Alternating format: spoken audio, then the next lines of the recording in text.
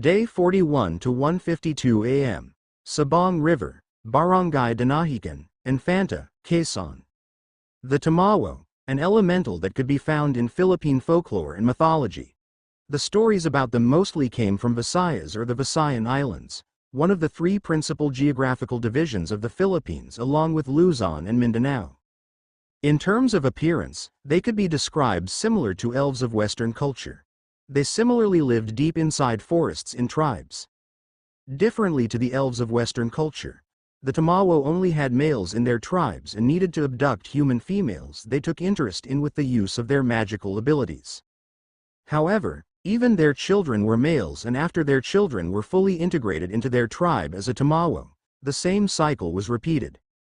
Women who fell in love or had been targeted by a Tamawo would be mesmerized. They were gentle and loving and what a woman would want to see as a man. Unfortunately, it was not without consequences. A woman that fell in love with a Tamawo would gradually weaken, fall sick and die. Her body would be then dug and replaced with a banana heart. The Tamawo that the woman fell in love with would take her body back to his kingdom and would be lost from human history forever. There were also stories that the Tamawo would drag women that polluted rivers near their inhabited forests and would be drowned to death. Mark looked at the man in front of him. He looked no different to what the stories he knew had told. The existence of this man who seemed to be the father of Edsel fit his interests on the poor boy. Back then when he was watching the event where Edsel was left by Pearl, the raging feelings of Edsel stirred the energy inside him, making Mark feel it. It was a kind of energy similar to what Amihan possessed. Yet, Edsel was surely a human, or at least half of him. When Mark whispered to Edsel before, he also noticed that Edsel's black hair did not look natural. It was the same for his eyes. Edsel's hair was dyed black while his eyes had a bit of grayish tint. Looking at the roots of his hair, it had a tint of pale color that looked natural. There were only two possibilities for this. Either he was a person with albinism or he was one of those rumored children that were born with an elemental as a parent. Since he did not look like the first, it could only be the second, especially since it was not new for Mark to see creatures from mythology and things about psychics and espers. Mark believed the second possibility even more. And he was right with his assumption. Since the time he saw Edsel here in the forest, he already felt the presence of this person who had a similar mental wavelength as Edsel but had a higher psychic energy similar to Amihan. He deduced that this person could be the father of Edsel since he was obviously releasing familial affection towards the boy. You knew that the boy's father is here, and yet, you have that courage to behave like an evil spirit and persuade my son using empty promises. What are you really after? The man spoke while looking at Mark, not hiding his hostility. Mark, however, was not fazed and stared directly at the man. What I'm after is a good subordinate that will be loyal to me. It just happened to be your son. Besides, it's not bad to have someone with the blood of an elemental like you under me. You. The man pointed his finger at Mark as his white teeth grew into fangs and his nails grew into golden claws. It seemed that he wanted to attack. Seeing this, Mark was truly convinced that this elemental was a Tamawo. Even his appearance to attack was the same as how it was from the stories. Can you calm down? You're angry at me for giving your son a reason to live when you were doing nothing but watch in the shadows while your son suffered alone?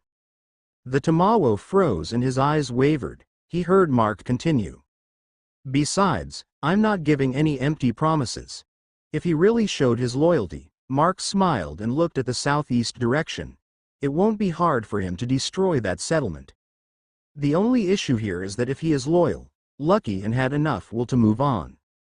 The Tamawo inhaled deeply as his appearance returned to normal. Brat, what is your name? The Tamawo asked as he stared at Mark. Shouldn't introduce yourself first, old man? Mark returned the stare and replied. The man frowned, but with a sigh, he spoke. My name can't be pronounced correctly by humans. You can just call me Pephile. Now, tell me yours. Mark. All right. I will leave my son in your care for now. Let me see how you will fulfill your promise to my son. Otherwise, don't blame me for going after your life.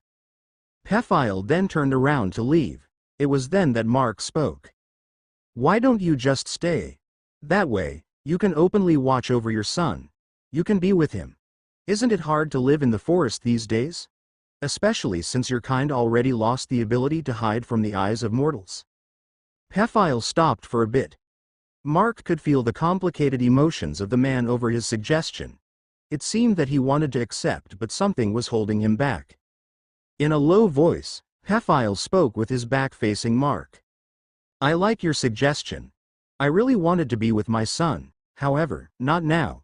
I still have a promise fulfill. Stopping at that, Pephile left. However, Mark was sure that he would appear whenever Edsel was around the forest. There might be deeper circumstances here. Like the reason why a son of a Tamawo was living in the world of humans instead of the kingdom of the Tamawo. Furthermore, why was a Tamawo like him here in Luzon when the said place where they lived in folklores were in Visayas? His affection for his son was also genuine, but he could not interact with Edsel. Mark also noticed that when Pephile mentioned the word promise, there was a hint of loneliness and regret in his mind. Being left alone, Mark returned to his work. After securing water from the river, Mark returned to the middle district at the commercial space they rented for the night. Knocking on the door using a rhythm mark, Alana and Colleen decided on. The door opened to let Mark enter. The one that opened the door was Alana. You took too long outside. Don't tell me you picked up women outside? Alana immediately asked while blocking the door. Mark shook his head and flicked her forehead to get her away. I already finished what I wanted to do here. Tomorrow afternoon, we will leave this place. You already collected those. What are they again? Ah, blood children, you got them all? You didn't really pick up a woman? Alana spoke while covering her forehead and sniffed the air. Where did that question even come from? It's because you smell like a girl's perfume. Are you a dog? Mark immediately turned his head at Alana with a helpless expression. I won't go for something like that. Probably, I got this smell since I entered someone's room to retrieve the blood children. Is that so? You actually entered a girl's room in the middle of the night? Alana did not dare try to finish her words. Mark was already aiming another flick at her forehead. Stop messing around. Here's the water you wanted. You should sleep already since we will go check the free port tomorrow if we can trade something. Okay. Mark stared at Alana's back, who replied like a certain little girl with green hair he met before as she walked to her room. Hey, go to the other room. No, Alana ran towards the room and closed the door. Mark shrugged his shoulders. She would not be able to blame him if he took revenge on her later. After all, he could not sleep in his room either in this situation where Colleen was sleeping on his bed beside Miracle. Anyway, someone needed to stand guard. With that, he sat on the floor near the door with his back on the wall. He then let out the newly retrieved blood children and let them sit beside him. As his head drooped down, he entered the state of light sleep. In the middle of his sleep, he felt some movements and his body got a bit heavy. However, he ignored it. After all, they were not enemies. ******, Day 41 to 6:32 a.m. Dwelling Complex, Middle District, East Port Settlement, Barangay Danahican, Infanta, Quezon. Swish. Creek. It was a normal morning, or it should have been. However, the dark clouds that covered the sky last night never went away and were even thicker today. Furthermore, the cold wind started to blow. It was not a good sign. Mark woke up unable to move his body. Opening his eyes, the first thing he saw was Miracle, who was clinging to his body as she slept. On his shoulder, Amihan was also asleep while sitting and leaning to his face. Around him, except for the 5 blood children he let out last night, the other 3 he left to guard Miracle and Amihan were also here. All of them noticed that Mark did not sleep in the room and looked for him. When they saw him near the door, they all accompanied him to sleep despite the place that was very unsuitable to. This morning's temperature was rather abnormally cold. Luckily, he had these little creatures to give him warmth. He closed his eyes again. Since Miracle and Amihan was still asleep, he would not mind spending more time like this. However, a sudden pain in his head made him flinch and the scene around him distorted. Thick clouds, rain, thunder, wind. Mark stood by the shore watching everything got destroyed. By the coast, a quadruped monster about 60 feet in length was causing chaos. It seemed to be a humpback whale with limbs instead of fins. Its body was covered with thick armor made of layers and layers of barnacles. The place was submerged in seawater that had already become muddy. Wreckage after wreckage could be seen around him as structures had already been washed away from the coast. It seemed to be far from a tsunami. There was no doubt that it was a storm surge. Looking down at the knee-high water below him, 3 dead bodies passed by his front as it was washed away by the water. It was an old man and 2 children that could not be any familiar to him. It was Hamlin, Alois and Leon. Her? Arthur? Father? Mark opened his eyes and saw Miracle's face close to his. She looked worried. Beside her, Amihan, who was flying, also had the same expression. "My lord, are you okay? You look pale." Mark then pulled the 2 in a hug and caressed their heads. "I'm fine. I just had a nightmare." As he caressed their heads, Mark was thinking about what he saw. For sure, it was not just a dream but another premonition. Unfortunately, he was not able to finish it, but he would not blame Miracle and Amihan for waking him up. With the coast and Hamlin's family as clues, he was sure that what he saw would happen in this place.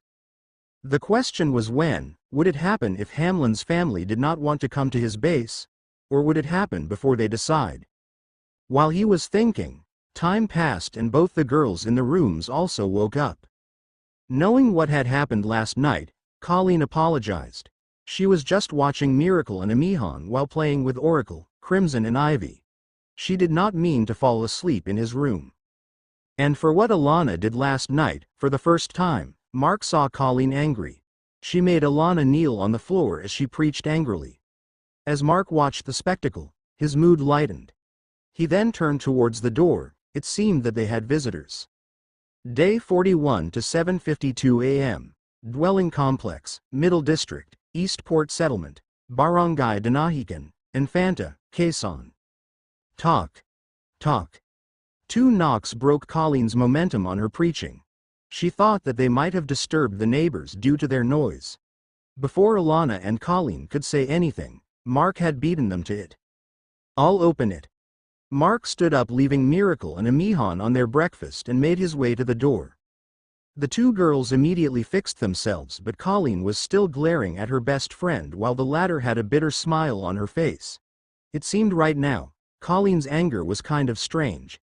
As if it was not only coming from her but from another source. Opening the door, Mark saw an unfamiliar man outside. "Do you need something?" Mark said in an unfriendly tone. "Is this perhaps where Ms. Garces and Ms. Bautista are staying? I'm sent here to give something to them." The man replied while trying to maintain his humble tone. It was obvious that this mutator in front of the door was not used to it. "Hand the thing to me. I'll give it to them. I'm sorry, but my boss said to give it directly." "You can give it to me and I'll give it to them, or you can just keep it and leave. Your choice." Mark did not even try to give the man face. "Well." The man looked troubled, but Mark's eyes started to release a hidden fierce glint. After all, even though this man had been acting humbly, Mark could tell that the man was cursing inside. His words about giving the item directly were lies too. It was obvious that this man only wanted to get a close contact to the 2 girls. Mark would not really bother about this, but the 2 girls were under him now. As their leader, one of his duties was to protect them from lechers like this man. Since Mark would not relent, the man was forced to give Mark the item and left. It was a letter. "What does it say?" Colleen asked. "The Cristobal family is inviting us to their mansion." Mark replied with a frown. From the start, he had no positive impression on this family. Added the circumstances of Edsel and Hamlin's family, it was already enough for him to regard this family as his enemies. "We won't go," Alana said with a frown containing disgust. Colleen was also the same. "I don't want to go either," Mark said and tore the invitation into pieces. He then looked at the 2 girls. "You seem to hate that family. The son of the head of their family is a perverted bastard. That trash targeted us before. All that comes out of the mouth of that garbage are flowery flatteries and lies. That arrogant prick should rot in hell already. Alana replied, "How about you? You seem to dislike them either." The new and potential people that I recruited last night all had grudges with that family. Especially that trash you were talking about. I see. Wait. You recruited people? You didn't mention that last night. Are they trustworthy? Alana asked in worry. Colleen also had the same expression. Don't worry about that. Mark assured the two. I won't recruit them if I didn't find their personalities pleasing. Suddenly, Mark turned facing the direction of the wall. Outside that wall was the street in front of the dwelling complex. He felt several people, but fortunately, they did not come from the same group as the man that had just left. Still, Mark could not help but sigh. Among the new visitors, there was someone familiar. Talk. Talk. Talk. The door was knocked once more. This time, Mark made Alana and Colleen open the doors. It was because, for sure, the two knew the people outside. Opening the door, Alana and Colleen were surprised. Annika. The two girls shouted in unison. Their voices were filled with both surprise and glee. Big sisters. The girl that knocked on the door, Elise Annika Salvador, entered the door and hugged Alana and Colleen. The people with Annika, her two brothers and their guards smiled at that scene. Annika, we know that our group coming here would reach you, but what are you doing here? Alana could not help but ask. It's because someone sneaked into my room last night and stole my pets. Annika replied while curiously staring at Mark. Her golden-colored eyes were exuding a faint glow. Hearing that, Alana and Colleen could not help but also look at Mark. Although he came here to retrieve the blood children, to sneak into a girl's room in the middle of the night still sounded inappropriate. Especially since the owner of the room was a girl close to them. Under the stare of the three girls, Mark spoke. Are you sure that the person is me? 100%. You are the only person I saw with a lot of energies beautifully circulating inside your body. I won't mistake it. Also, Hellhound led us here after following the smell of the person that entered my room last night. Hearing its name being called, a dog more than 3 feet tall peeked into the door. It was a black-furred German shepherd with a pair of horns similar to a ram. The joints on its limbs and its tail had protruding spikes. Mark could not help but shiver when he heard that the brat could see the energies inside him. It made him feel like he was naked in front of her. Luckily, it seemed that she had no way of identifying what kind of energies they were. He then looked at the door peeking outside the door. That dog was not one of the pets he encountered last night. Probably, it was kept somewhere else. Still, he could not help but commend inside that the dog looked cool. Since he was already found out, Mark could only shrug his shoulders. Still, it was quite strange that even though the girl called Annika was complaining about Mark stealing her pets, there seemed to be no notion from her to make him return them. With a smug look, Annika smiled when she realized that Mark accepted her claim.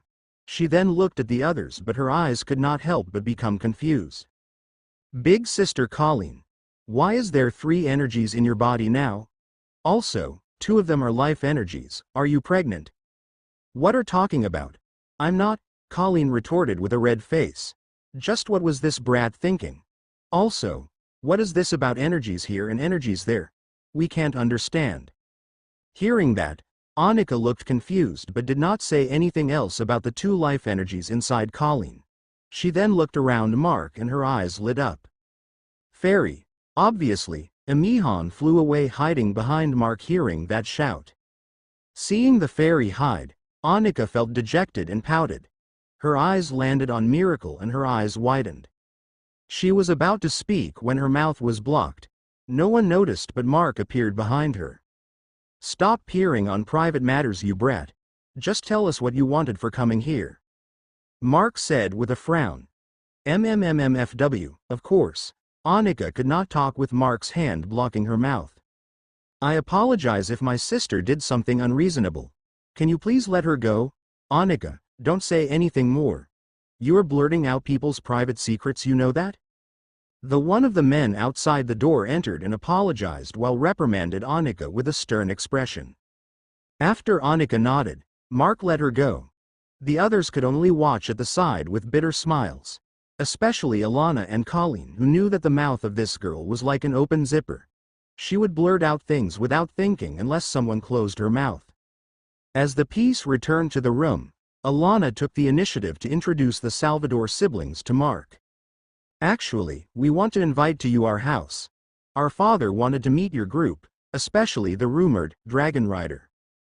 Raybert, the eldest of the three siblings, spoke.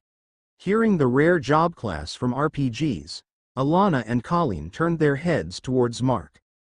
Mark, on the other hand, sighed with the cool but embarrassing title being attached to him. However, Mark had no reason to decline the invitation. Not only that the three never mentioned about taking back the blood children, but the Salvador family personally invited their group. This was the difference between the Cristobal family and the Salvador family.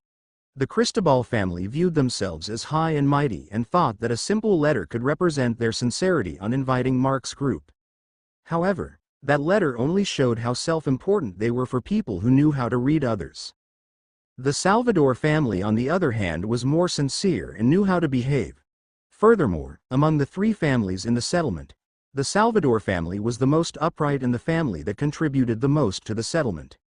Leaving the dwelling complex, the group of 4 guards, the 3 Salvador siblings and Mark's group walked out towards the inner district. Along the way, there were more people on the streets since it was daytime. Of course, more eyes were attracted to their group, especially since there were 2 beautiful actresses and a cute brat among them. Not to mention that Mark had a Mihan on his shoulder and Annika was riding on the back of Hellhound.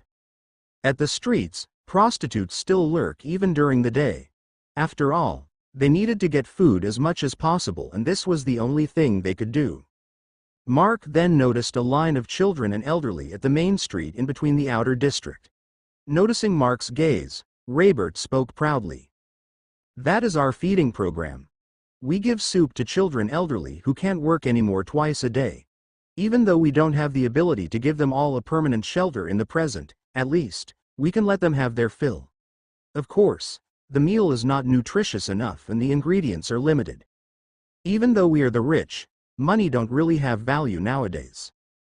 We are also struggling to keep our supply." Hearing that, Mark's impression of this family was getting better. He thought that the 3 families abandoned their citizens already, but it seemed that it was only the 2 other families. His impression of the guards following them was not bad either, as some of the children passing by with their food was greeting them. It was the same for the men that seemed to be working at the Freeport district that was passing by with their tools and equipment. Among the people of Salvador family that invited them, although all of them were proud, none of them were arrogant. Rather, aside from the hard-headed Annika, her 2 brothers were sincerely humble. If this was the case, it might not be bad to inform this family of the incoming disaster. He would not convince them to believe him, but in the least, he told them. Mark also had to prepare. Looking at the sky that was quite dark despite the time of the day, the disaster would come too soon. He was quite frustrated with the vision coming in too late, but considering whose death was seen by him, it was reasonable. It was likely that the 3 decided to follow him and they got bound with his unrestrained fate.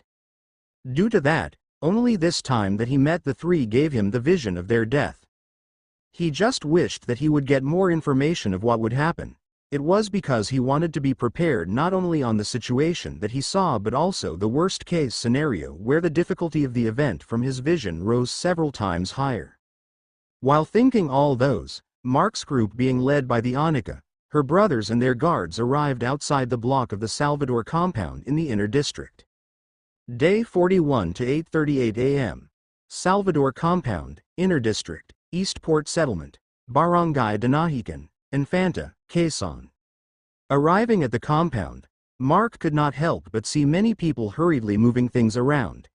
It seemed that there was a situation they were urgently preparing for. There were even some that were hurrying outside the compound carrying megaphones as they rushed towards the main street. Mark looked at the 3 siblings that guided their group here, but it looked like that they were also surprised at the current situation. As they entered the compound, they could see a small group of people coming out of the mansion towards their direction. With Alana whispering beside him, Mark learned that the man in the center of that group was the head of the Salvador family, Darren Bryce Salvador. "Dad!" The three siblings called out as the group neared. Darren scanned the group escorted by his children and without hesitation, approached Mark. He did not even divert his eyes away from Mark despite the two distractions on Mark's body. The bearing of someone leading a rich family was truly on another level. "I'm Darren Bryce Salvador. Thank you for accepting our invitation." He then stretched his right hand for a handshake. Shrugging his shoulders, Mark accepted the handshake. "Mark. You can call me that. Then, it's fine to call you Sir Mark?" "Do as you wish." Mark did not know why Darren was giving him a polite address, but he did not care anyway. After receiving Mark's introduction, that was only when he averted his gaze and looked at the child Mark was carrying and the fairy on Mark's shoulder. "And these two are?" Urged by Mark, the two introduced themselves. "Miracle. I'm Amihan." Miracle blandly said her name while Amihan hesitated to do so. "All right. Nice to meet you too." Finally, Darren turned to Alana and Colleen. "Colleen, Alana, it's good to see you two once more." "It's good to see you too, Uncle Darren." The two replied with smiles on their faces. It was obvious how good the relationship of the two girls to this family. "Well then, this is not a good place to talk. Let's go inside." The whole group walked across the compound with the people from the Salvador family in the lead. "Dad, what is happening? Why does everyone look busy?" The others also had the same question, but as Darren said that it was not good to talk outside, everyone kept their silence. However, Annika really could not keep her mouth shut. However, since it was not bad to answer that question, Darren spoke. "About half-hour earlier, after you and your brothers left the house, we received a message from the military settlement. Apparently, the thick cloud formation at the sky this time isn't just the normal ones like the previous days. The weather apparatus in the military settlement detected a weather anomaly in the Pacific Ocean, possibly a super typhoon. The time of landfall is still unidentified, however. Due to that, I mobilized all our forces to prepare and inform everyone in the settlement." Darren then turned to Alana and Colleen. "You two aren't informed yet?" "Uncle Darren, if you had just received the news, then my father would still be in the meeting to plan their moves in the settlement. He'll probably contact me later," Colleen said. Alana, on the other hand, remained quiet. Both the two of them had radios that was paired with their relatives. They received it before they left the military settlement with Mark. However, since the reception in the mountains was poor, they could not use the radios at the mountain base. The only time Colleen managed to contact her father was before they arrived here in Eastport Settlement. As for Alana, she was still angry with her uncle and she did not even bother contacting that nerd scientist uncle of hers. Mark frowned hearing the news. Although he already knew that it would happen, he was still alarmed. After all, the people in this settlement were going to be informed of the incoming storm and preparations were ongoing already. The people here should have been prepared for the storm surge since it would not be the first time that it would happen. And yet, the whole settlement was flooded in his vision earlier. Things were getting eerie for some reason. Entering the mansion, Mark's group was led to the dining room for breakfast and met Darren's wife, Maitia. The breakfast was simple, a small bowl of soup, 4 cuts of fish cutlets and a small cup of rice. Those who wanted coffee were even given a cup. This was a simple breakfast before the outbreak, but it was a luxurious one in the current times. As for Amihan, Mark gave her a honeyed wild berry he had in his backpack, while Miracle was not given anything as she was not hungry yet. In any case, the little girl would not eat human food anyway. Still, the members of the Salvador family looked confused as to why Mark was not giving Miracle food. "So, can you tell us why we are invited here? Is it because of last night?" Mark asked as he looked at Darren. Coughing, Darren spoke. "Surely, what happened last night is something we're kind of vexed, but it's only part of the reason." "Then, you won't demand for me to return what I took, right? However, I stole from your family. Isn't that against the regulations of the settlement?" Alana and Colleen looked at Mark worryingly. Did someone put gunpowder on his food? At those questions, Raybert and Riley looked at their father.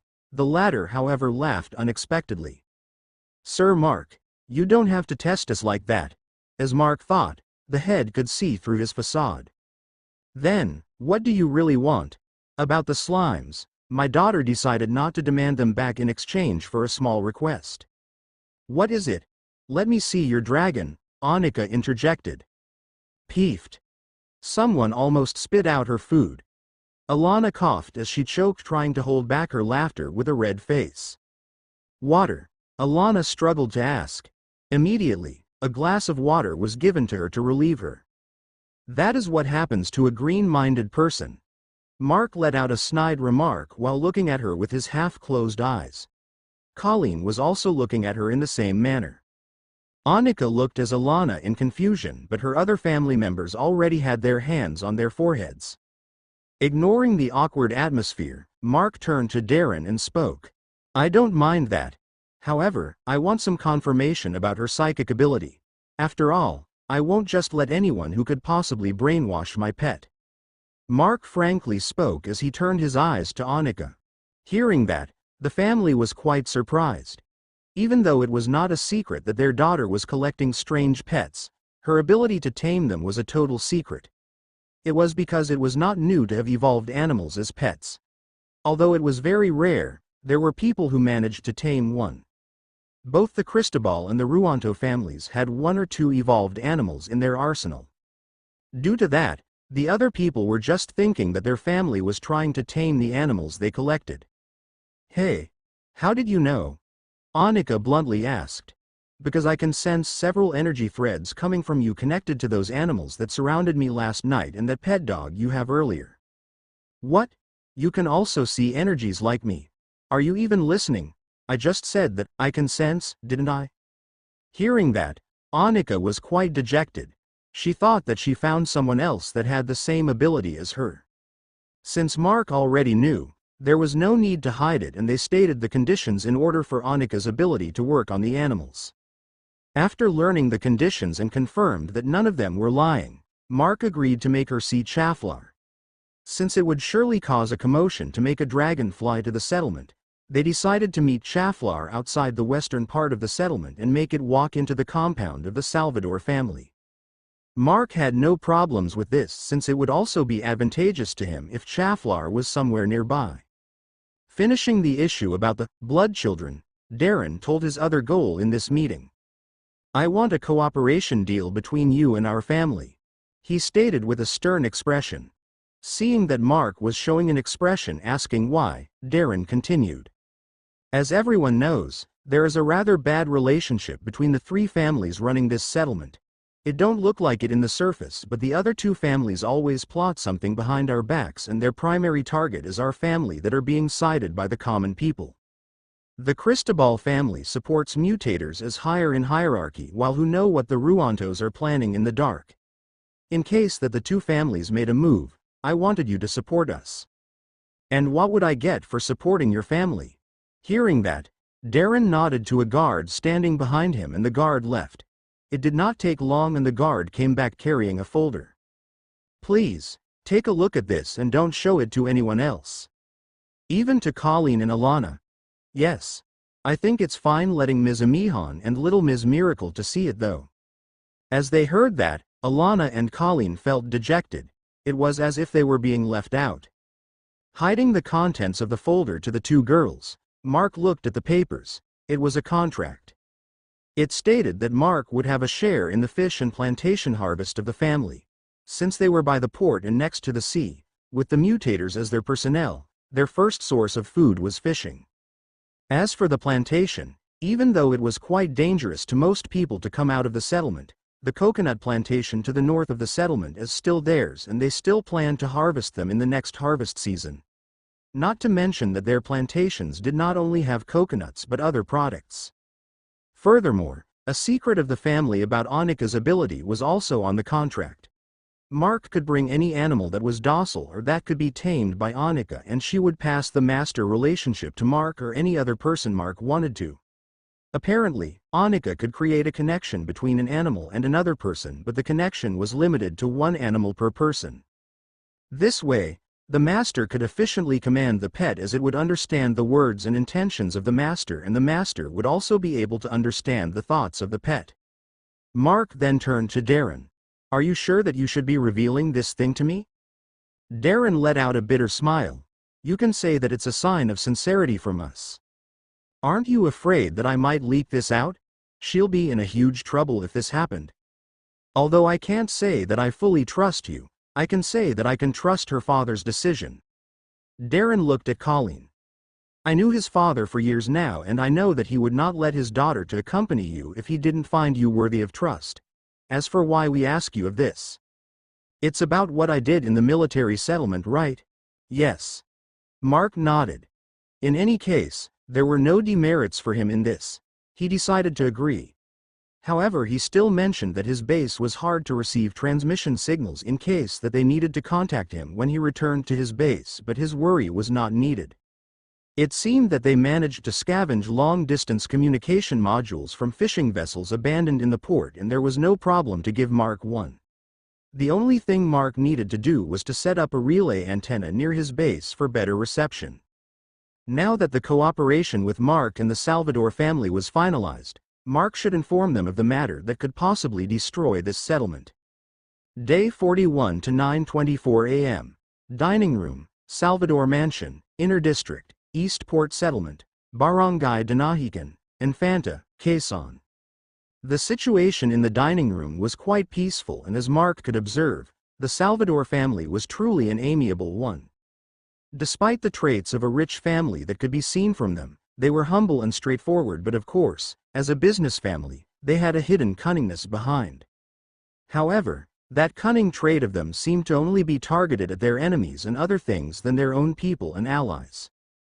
In fact, Darren, the head of Salvador family, was quite tense that Mark would not agree to cooperate with them despite the generous offer their family gave. When Mark agreed, Darren sighed in relief inwardly. Mark could say that the head of the family was quite desperate for him to offer those terms. There should be some hidden circumstances only known to him and not the rest of his beloved family. He was desperate enough to put her daughter in jeopardy for a gamble. The gamble was whether he could trust the actions that a friend of his made.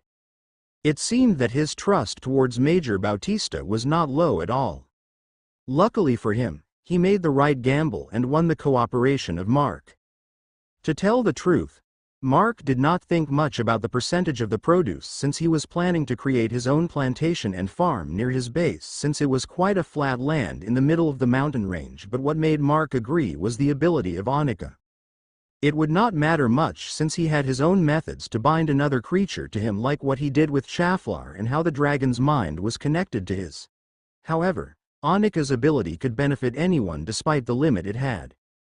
Finally, they finished eating their breakfast and everyone had to do what they needed to. "Hey, big bro, can you call the dragon here? I want to see it now." Annika stood up from her chair and leaned forward on the table. It seemed that her family was already used to her behavior, but they could still not help but had wry smiles on their faces. Not only that she leaned on the table without manners, but she even called Mark in a way like they had known each other for a long time. Mark only shrugged to this and looked at Darren. "Is something wrong?" His gaze made Darren feel stifled. Only after that question that Mark spoke. "Since we have entered into cooperation, or should I say, an alliance, I think I have to warn you all about something."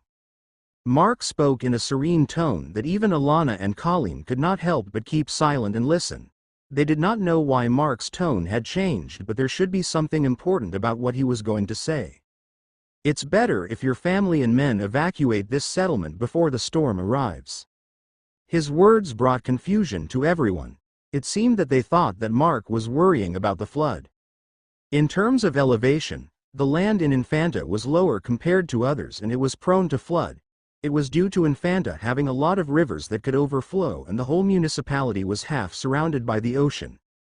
A lot of measures to prevent the municipality from being flooded had been in progress over the years, and in some parts of Infanta, the measures had been proven useful. After the outbreak, however, Even more measures became available due to the abilities of mutators and the enhanced strength of evolvers. It became easier to create dikes and even create walls to block the floods. Not only the Salvador family but all the people inside were confident to some extent that their flood prevention measures would work. Is Sir Mark worried about the flood? If that is the case, we already have dozens of preventive measures against it. Raybert spoke confidently about the flood control measures, but unexpectedly, Mark shook his head. The incoming storm is not your typical one. Mark spoke in a serious tone. It's not a naturally occurring storm. Not only that it is stronger than a super typhoon, but there are more to it. They all looked at Mark with askance.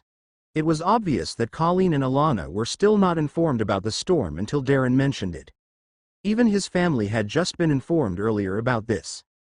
Considering Mark's reaction that time, however, he was not surprised at all. Unfortunately, they only noticed now. How did you know that? What is that more you are talking about? Also, if it is not a naturally occurring storm, you meant that something caused it.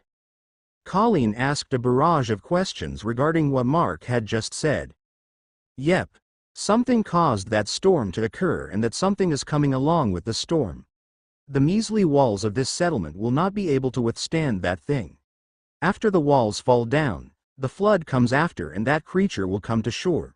It is a triple disaster. Although what Mark was saying was quite unbelievable, his expression was saying otherwise. Are you sure about this?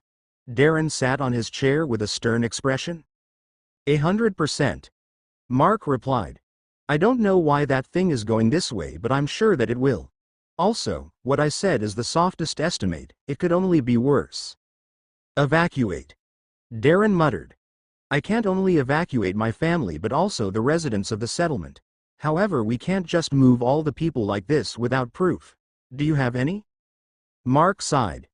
He had not thought that the head of the Salvador family would include the residents in the evacuation since the situation was really urgent. However, it was also a trait of a good leader that managed the whole settlement. Even to Mark, if something like this happened to his base, he would surely try to evacuate everyone unless he had no choice but to abandon them. Everyone looked at Mark, waiting if he had proof for his. Unexpectedly, he pointed at Annika. She's the proof. What?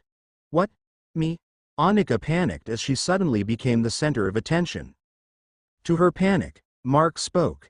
You can see the energies that can't be seen with the naked eye, right? Well, yeah. I could. But I can only see it inside a person's or an animal's body, or at least a few seconds after the energy left their body. Annika affirmed. Then, can you see the energy inside her? Mark pointed at the surprised Emihan on Mark's shoulder. My lord? Why me? Emihan stuttered as she asked. I need you to prove what I said. Is it fine if my lord says so? Looking back at Annika, she confirmed that she could see Amahan's energies, her life energy, emotional energies and magical energy. After it was confirmed, Mark told everyone to go out for a bit. He then made Emihan float in the middle of the open space in front of the mansion where the wind was not hindered by the buildings. After that, he made Annika observe the energy within Emihan. Being the center of attention, the shy sylph felt afraid. Mark could not help but stand near her to at least ease her nervousness. After everything was set up, Mark made Emihan release the magical energy in her body. It was the same energy that could affect the wind around her and allow her to control it. This time, however, she had to release it without form. Since Emihan had been using her ability for more than 100 years already, just releasing that energy in raw form was as easy as eating cake. On the other side, Annika stared at Emihan with all concentration. Her golden pupils started to radiate a faint glow, and she saw the almost transparent energy that Emihan was releasing. Like the wind, it was transparent. If not for the hazy and foggy appearance of the energy, it would be hard to see it. Since Emihan was only releasing the energy around her and was not moving, the energy released should only scatter or follow the direction of the wind to flow into the surroundings. If Emihan was moving, she would likely leave a trail of that magical energy before it scattered. Observing Emihan, however, Annika was shocked. The magical energy around her was not scattering evenly or being blown away by the wind, it was actually moving towards a certain direction. Following the movements of the energy, it was towards the east. Emihan, you can stop now. Thanks for the work. With Mark's command, Emihan flew back to Mark's shoulder panting. My lord, something is wrong. I released more energy than I should and I can't control it until I forcefully stopped. Hearing that, Mark frowned as he caressed Emihan's head. Hey, big bro. What is going on? Annika asked with panic. Seeing what she had just seen surely made her realize that there was something wrong. As the demonstration finished, everyone gathered inside the mansion, but this time, at Darren's office in the first floor. Annika narrated what she had seen with her ability and how strange it was. Since Annika was also confused and could not explain it, they all turned to Mark. I already said it before, but even though I can't see the energies Annika could see, I can sense it. Since early this morning, there had been a disturbance and the magical energies around was rather thick. If you all noticed, it is too cold now and even colder than how it is supposed to be before a storm came. It is because of what I assume to be water and wind element energies in the air being siphoned too fast. I don't know what the cause is, but the energies related to the elements a storm had are being siphoned towards the east where the storm will come from. That is why Annika saw the energy from Emihan flowing towards that direction. Do we really need to evacuate? Darren asked in a serious but worried expression. Evacuate as soon as possible. It is better if you all go away from this settlement and find a place away from the sea and with higher elevation. Darren nodded. He was about to reply when, Ting, Emihan, Mark and even Annika froze. Without looking at everyone, Mark abruptly stood up from his chair as he carried Emihan and Miracle out of the mansion. Before he went out, Mark shouted, evacuate as soon as possible. Following Mark, Annika also stood up and her playful expression most of the time was gone. She looked both serious and afraid at the same time and she hurriedly chased after Mark. Colleen and Alana wanted to follow, but suddenly, both the radios the two had made noise. At the northwest side of the outer district, someone was packing up his things. He wanted to forget about the things that happened here in this settlement as he found a person to follow. To become stronger and be able to protect what he needed to protect. As he finished packing, however, ting! A ringing sound echoed by his ear and he felt shivers he never felt before. Feeling both the danger and curiosity, Edsel ran out of his house with the few things he packed up and ran towards the Freeport district. Edsel ran out of the outer district and followed the main street. Along the way, he could see that the people doing their daily routine, but he could hear a few shouts to prepare for an incoming storm. When he reached the Freeport district, he saw the person that promised to make him stronger. Unexpectedly, beside him was the young lady of the Salvador family. Including the two, everyone at the port was staring towards the east and he did the same. His eyes then grew wide at the unbelievable scene. Far away on the horizon, almost black-colored clouds swirled as the strong rain blurred the sky and the sea. Branches and branches of lightning continuously crackled. It was as if the end of the world was coming. Day 41 to 10:02 a.m., Freeport District, Eastport Settlement, Barangay Dinahican, Infanta, Quezon. Everyone in the port had already stopped what they were doing in shock at the scene they could see by the horizon. Most of the people here in the Freeport district right now were those that were already informed of the incoming storm and were preparing the anti-flood measures they planned. Seeing the storm that appeared ahead of time, however, they all lost confidence that the measures they were preparing would be able to stand against the incoming storm. In fact, they want to retort whoever said that a storm was coming. It was very far from being a storm and also far to be called a super typhoon. The storm on the horizon was obviously way stronger than those.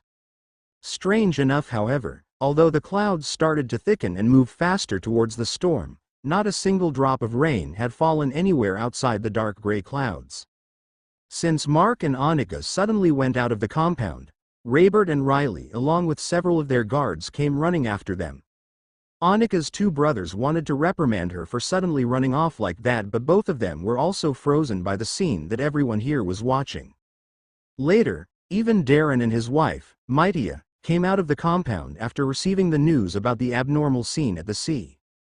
Is this what you said before? Darren stood beside Mark, who was observing something at the terrifying storm, and asked. It is. Mark turned his head to Darren and replied. Rather than watching here, it's better if you already announce the evacuation and prepare to abandon this place. I've been observing the storm since we noticed it, but even though we can see it already from here, it sure is still far away and the speed it is moving is very slow. My estimate is that we still have a few hours before it can directly affect the settlement. With a grave expression, Darren nodded. Evacuating and abandoning this settlement was the thing they did not want to do the most, as they spent a lot to build this settlement. After they leave, not only them but the residents of the settlement would have nowhere to go. For sure, the military settlement would not reject them, but the sudden influx of people would surely affect them severely. Not to mention the dangers that everyone could experience on the way. The worst thing was that the protection of the non-combatants would be the sole responsibility of his family and their personnel. After all, there was a very small number of mutators that fully maintained their humanity, while many had viewed themselves as superior. It was very less likely for the latter to protect the common people as everyone evacuate. However, there was nothing Darren could do but his best. What is this evacuation I'm hearing about? Someone suddenly interjected between Mark and Darren's conversation. Looking at the person that spoke, Mark frowned. It was a man in his 40s that had a very sly look on his face, especially because of his narrow-shaped eyes behind his small rectangular glasses. The man was on the lean side and was wearing a form coat. Around him was his own group of guards. Beside the sly-looking man, there was another man about 2 or 3 years younger than Mark. He also looked unfamiliar, and looking at the similarities between the appearances of the two men, it was very likely that they were father and son. Darren looked at the man with a frown. What does it have to do with you, Jacob? Of course it had something to do with us. Jacob emphasized the word "us" by waving his hands outwards, indicating everyone and every people around them. You didn't even consult the other two families about this when us 3 families built and made the rules in this place. But there is no rule that stated that anyone is restricted from leaving this place, am I right? If anyone wanted to leave, what does it got to do with you and your family? Oh, really? Gunpowder was everywhere in between the two people? That is the head of the Ruanto family, the former mayor Jacob Ruanto and his son Devon. Annika whispered beside Mark. No wonder Darren was showing a hostile attitude. In this settlement, although the Cristobal family flaunted their status more than the two, the most dangerous was the Ruanto family that was mostly quiet and not participating in too much hubbub in the settlement. However, they were always scheming and no one could predict their moves. At the first days of the settlement, mutators, evolvers and common people retained the normal relationship until the campaign of this family about the mutators and evolvers being superior over the common people who had no abilities started the chaotic hierarchy between the 3 kinds of people. That campaign rallied those mutators with the same ideals and reigning traits towards their camp. It was a very effective recruitment scheme. In fact, both Jacob and Devon were mutators and the arrogant-looking guards around them were the same. Apparently, all the remaining family members of the Ruanto were all mutators. While Annika was filling Mark with the information he needed while whispering, Mark felt a hostile intention towards him. He turned his head and saw another group of people surrounded by guards. At the center of the group, Mark saw the familiar Lecher from last night. With that man there, that group was surely the leaders of the Cristobal family. The guard captain that let Mark's group into the settlement was also with the group. To say, the stout man and the young master of the Cristobal family were looking at Mark with pure ill will. The stout man was looking at Mark with displeasure while the younger was angry and jealous. Mark could not help but frown. It seemed that the young master of Cristobal family was a pedophile. For him to not only target women for his lecherous intentions, but even a brat like Annika could not escape his interests. Mark. Uncle Darren. While the interaction between the two heads of the families was getting fiercer, Alana and Colleen finally appeared. Alana immediately called towards Mark and Darren. The military settlement already started their evacuation. They are heading inland and towards the mountains to set up a temporary camp. They said that we are fine rendezvous with them. The meeting point is at the entrance of Marcos Highway. Hearing that, Darren's eyes lit up. While he was arguing with Jacob Ruanto, he was thinking of where he should direct the evacuees, but to think that the military settlement would give them such offer. It was like sending them coal in the middle of winter. Even though the road to traverse between the East Port settlement and the Marcos Highway was quite dangerous, it was way better to have a destination point than none. More than that, the military could provide support and protection to the evacuees afterwards. The goals had been set. Ignoring the members of the other families, Darren urged his children and men to start preparing. Can we use the boats to travel to the military settlement? The sea is still calm. Riley asked as he looked at the sea that was strangely normal. We better not. Darren shook his head. With a strange storm like that, no one can predict what will happen at the sea. Darren and his children returned to compound and started to issue orders. Preparing any vehicle they could gather, transporting supplies and informing the people was the priority.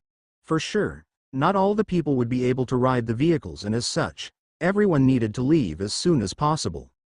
Edsel. Mark called Edsel without even looking at the boy who wanted to approach him but was not able to since he was surrounded by the members of the Cristobal family. Boss?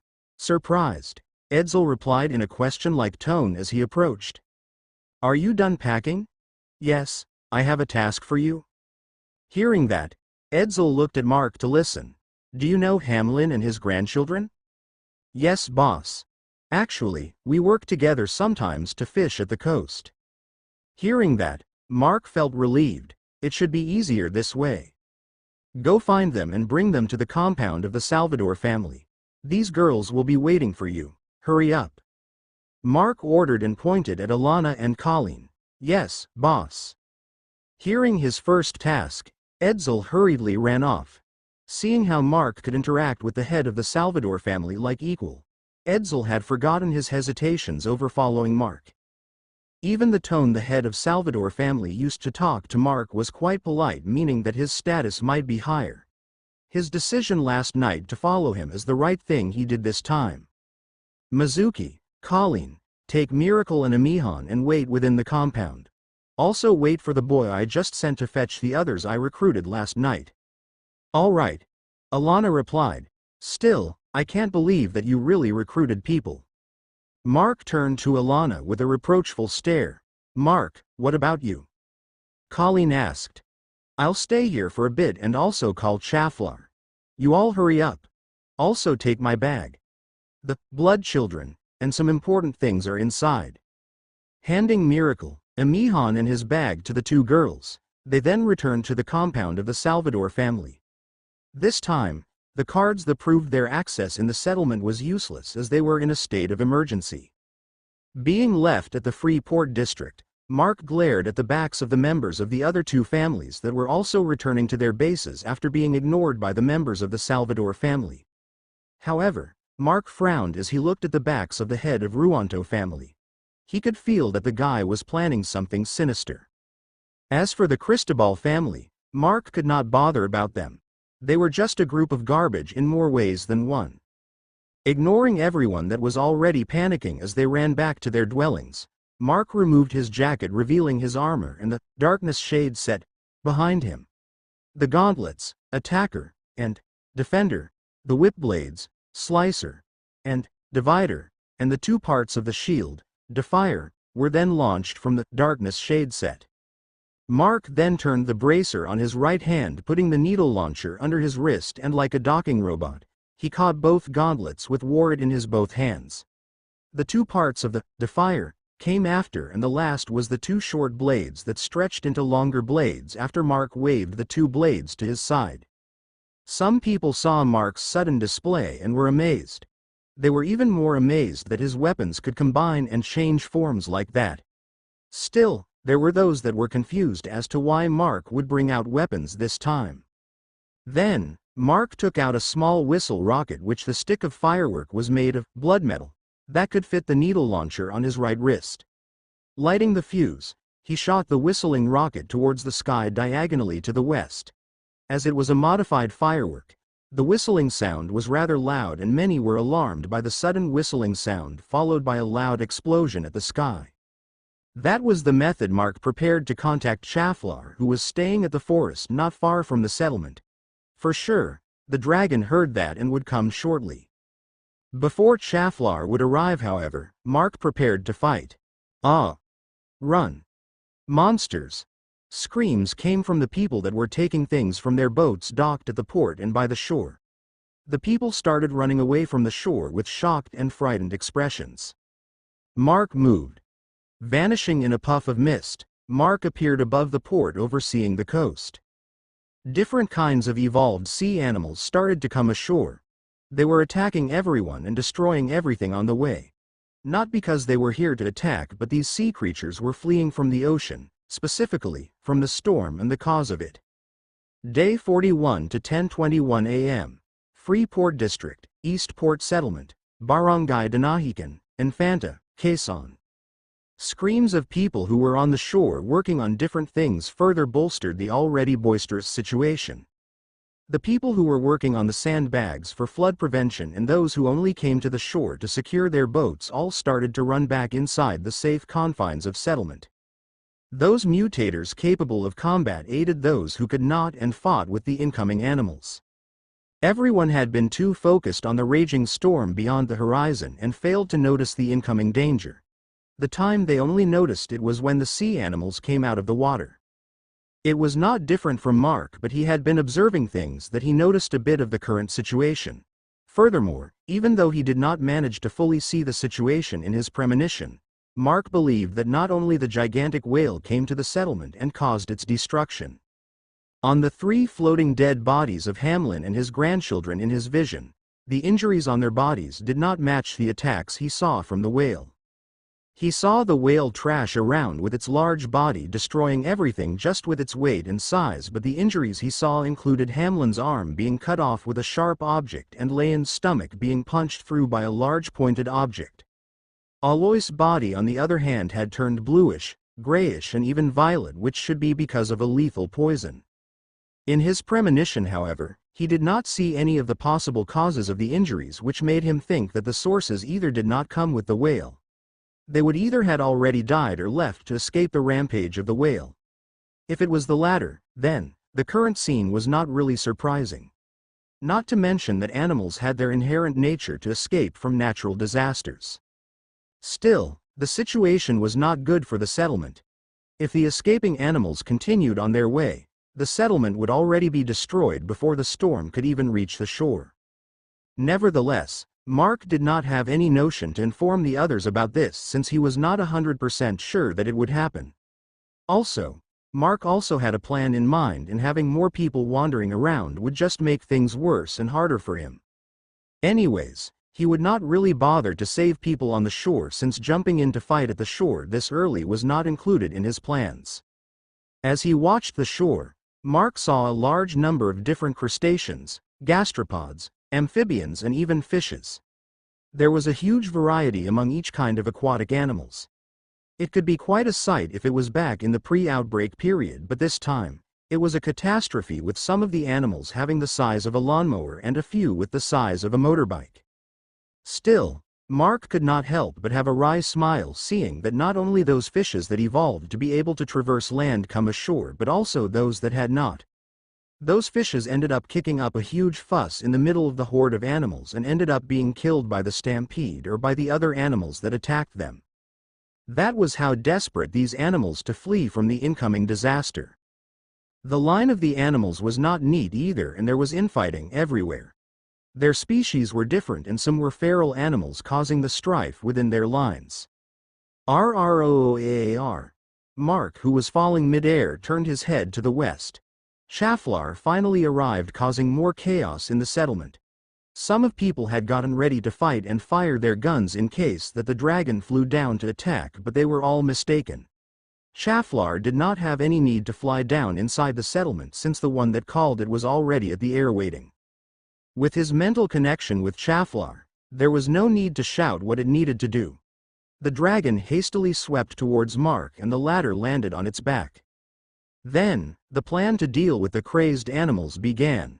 With all the people at the shore fleeing and only a few remaining to at least delay the animals, things became easier. Mark made Shaflar fly lower in line with the coastline and it released a deafening roar as it flew past. Mark on the other hand released a full area, emotion induction. The emotions he had just absorbed from the people in the settlement became handy as fresh energy filled with terror.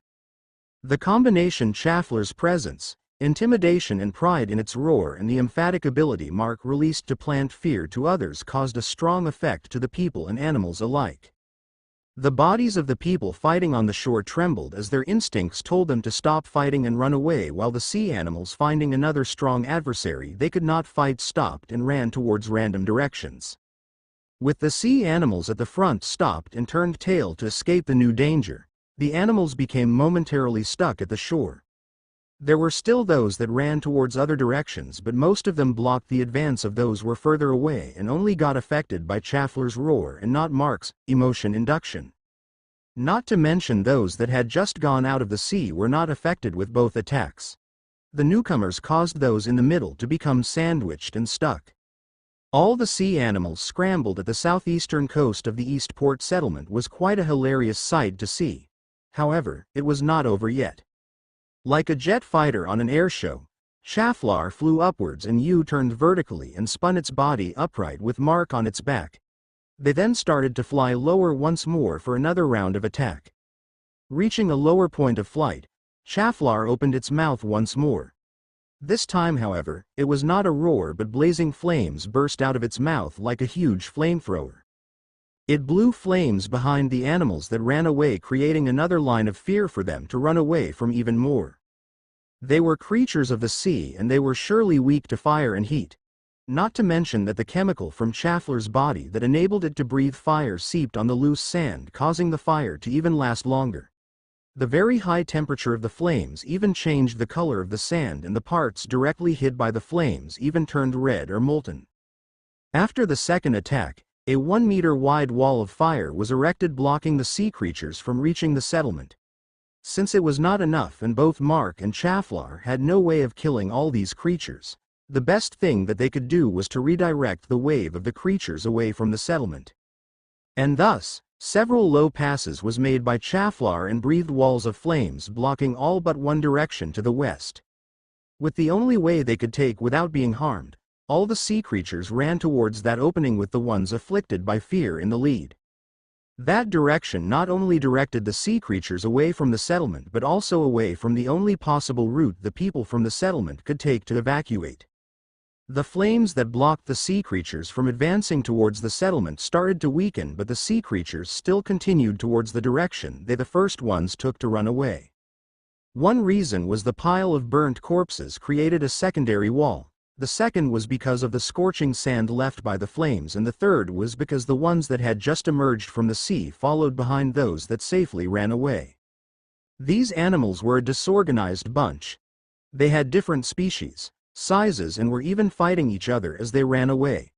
Still, all of them had one goal, and it was to run away safely and survive the incoming catastrophe. Since they saw that the others were running towards another direction safely, the ones behind would follow. It was all for the sake of survival and nothing else. At the port, Mark and Shaflar had already landed. Mark was currently fighting the creatures that managed to avoid the initial attack and reach the walls of the settlement.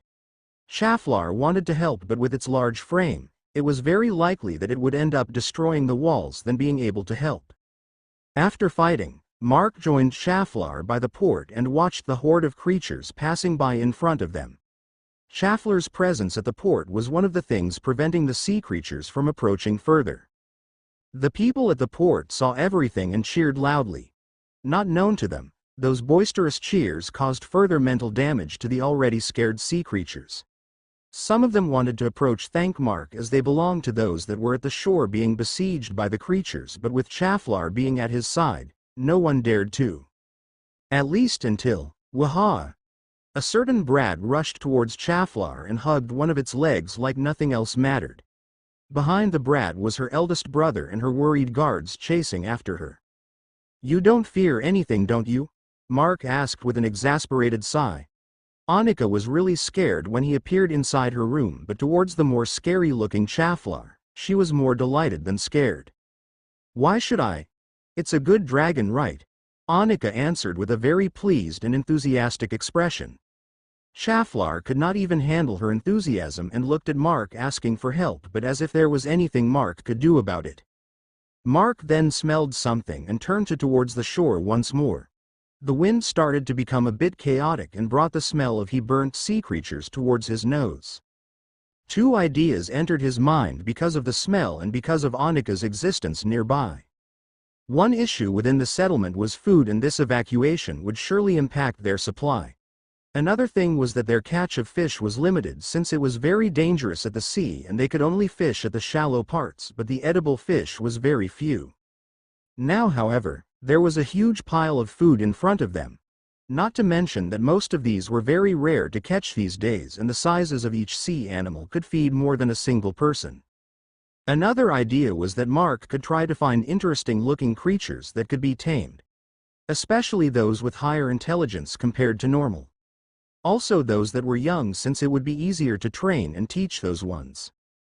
Unfortunately, however, he had not detected any creature from the ones before that fit the criteria. Still, Mark could do the search while he tried to catch some of those that were large and looked tasty. He could also transport some of the seafood back to his base with Chaflar's help. As he made up his mind, Mark with the help of Raybert peeled Annika away from Chaflar. Mark and Chaflar then started to work within their interests. Starting with a gray-colored shore crab about the size of a bull and had a spiky exoskeleton, the capture of food and possible tamed creatures started. The poor shore crab was lifted off by Chaflar. To avoid being counterattacked, Chaflar grabbed the crab on both of its pincers. Bam! The shore crab was thrown at the port, making the people back away. Mark then pierced the shell of the crab, stealing it of its precious life. It would not be too long before it turned into a huge crab delicacy. The hunt continued and precious food piled up by the port under everyone's dumbfounded eyes. Some wanted to join the hunt, but not only that they had things to do for the evacuation, but the horde of animals was also dangerous. Finally, Mark's eyes glinted. He detected the first target for taming. He immediately vanished into a puff of black mist, since the poor young creature was too small to keep following the others. Day 41 to 11:32 a.m. Freeport District, Eastport Settlement, Barangay Dinahican, Infanta, Quezon. After disappearing from the port, Mark waved through the running animals to get to the part that close to the edge of the shore, near where the waves could barely reach. The target Mark found did not swim ashore but was swept by the waves due to it being too small compared to the other animals fleeing. The animals running on the shore were surprised seeing a line of black mist waving across their path, but they could not stop running after being pushed by the ones behind them. Those who were unlucky ended up being killed in different ways after they forcefully stopped. As Mark saw the poor animal, it was about to be kicked away by a dog-sized clown frogfish with golden metallic spiky scales. Mark appeared at the last moment and lashed the slicer on the fish. The clash rang a metallic sound. Unexpectedly, Mark was not able to cut the armored fish but only forced it to stumble and roll towards the other animals. The frogfish, having scales that were too sturdy and dangerous, ended up causing injuries on the animals that it hit and stepped on it. However, after being stepped on too many times, the metallic body of the fish did not manage to hold out long and its body was smashed like scrap metal, splattering its flesh and organs out of every hole in its body. Mark picked up the little creature that was lying on its back and unable to stand right back and returned to the port. "Hey, you returned empty-handed?" Annika trotted like a child towards Mark, expecting him to return with something interesting. The others behind her were still surprised seeing Mark vanishing and appearing with their eyes and lagged behind. On the other hand, Annika had already seen it before, and even though she was still not used to it, she was not surprised anymore. Mark shrugged his shoulders at the brat in front of him that did not notice that he was holding something in his hands. Opening his hand, the little critter was exposed at Annika's eyes. Seeing the animal, both Mark and Annika had complicated expressions on their faces. Atop Mark's hands, a palm-sized sea turtle was present. Obviously, It was something that hatched from its egg not too long before this event. In terms of shape and size, it was normal. However, its appearance said otherwise. A toy? Annika asked, and Mark could not say any word to retort that. The baby sea turtle on his hand really looked like it was made of plastic.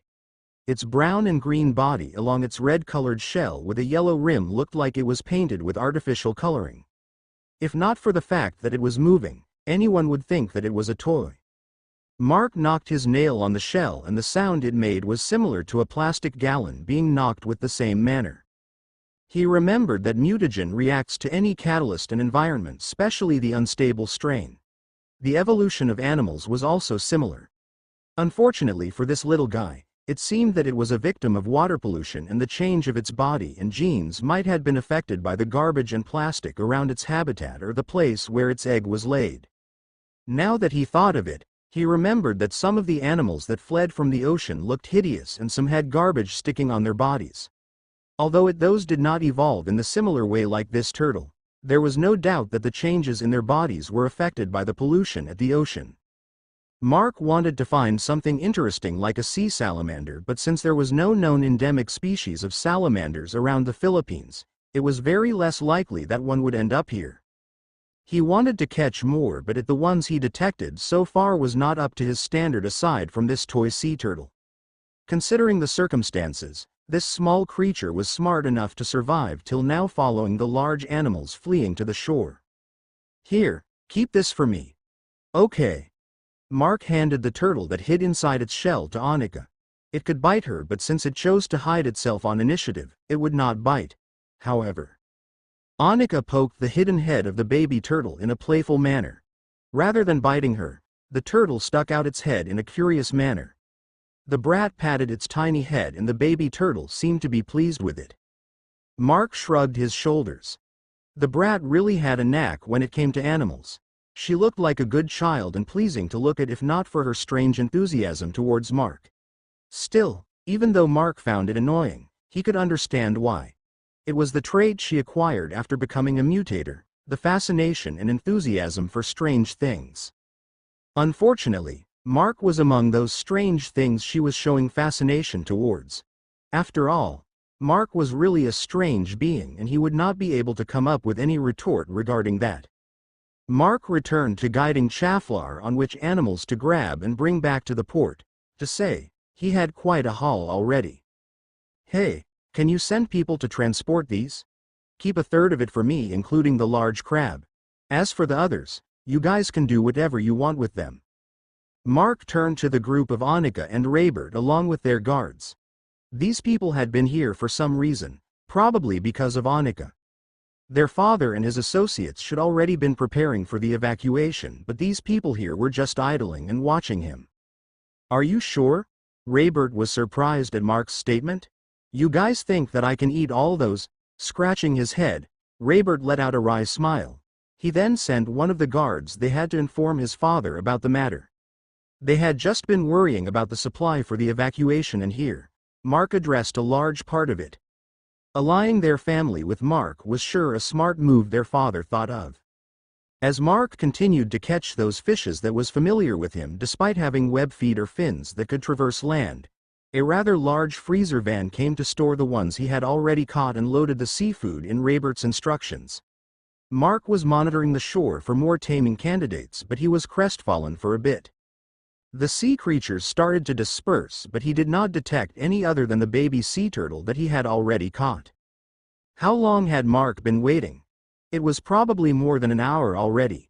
In the least he was not bored, as he could observe the evolution line that the sea creatures took due to the influence of the mutagen while he caught more of them to turn into food. As time passed, the storm started to affect the surroundings of the settlement even more. The wind was already blowing harder and the clouds at the sky were moving fast. At the sea, the waves became more ferocious. Finally, the evacuation started. Aside from Mark and the group from the Salvador family, the Freeport district had already been vacated. Sir Mark. Riley finally came back to the port. The evacuation already started and the people started to leave the settlement using the north gate. What about my companions? Mark asked. They already boarded one of our vehicles. They're outside the settlement already. Riley replied and then turned to his siblings. Dad is already calling for everyone. We need to leave already. The rest nodded and started to move.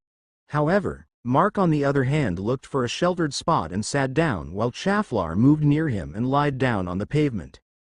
Sir Mark. What are you doing? We need to leave.